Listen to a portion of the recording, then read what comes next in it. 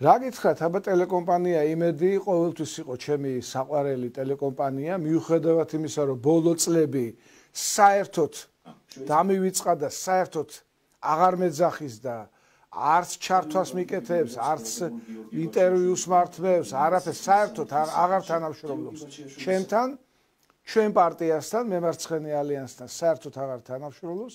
მიუხედავად ამისა, მე მაინც მიყვარს ტელეკომპანია იმედი, რადგანაც დღიდან მისი დარბევისა, დღიდან მისი დაწიოკებისა, მის გვერდით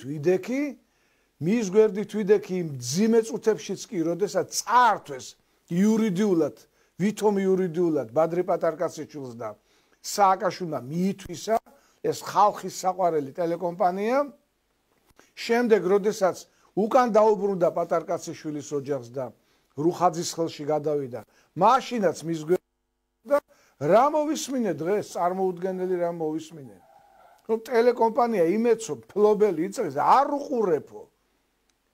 ნეგატივი მოაქვსო ჩემთანო და ყვირა თუ გაივლის ისე რომ იმედს არ შევხედაო, მეოა დადებით თათ განვეწყობიო და ნიუსს უყურებო. ნუ რა განცხადებაა ეს მართლა უმძიმესი განცხადებაა, მე ჩემი დილა მაგალითად იმედით იწყება და საღამოც იმედით მთავრდება, იმედი ლაივი რო არის, დიდი სიამოვნებით უყურებ და სხვა გადაცემებსაც, ნოეს გადაცემა იქნება თუ რა იქნება, სხვათა შორის გიორგი გაბუნიამ თავის შოუში მიმიწვია ცოტა ხნის წინ.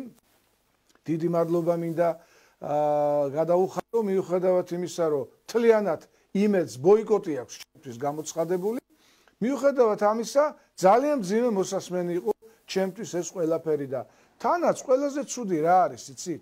ეს შეიძლება გამოხვიდე და ამხელა ტელეკომპანიის ფლობელი ხარ და შენივე ტელეკომპანიით განაცხადო.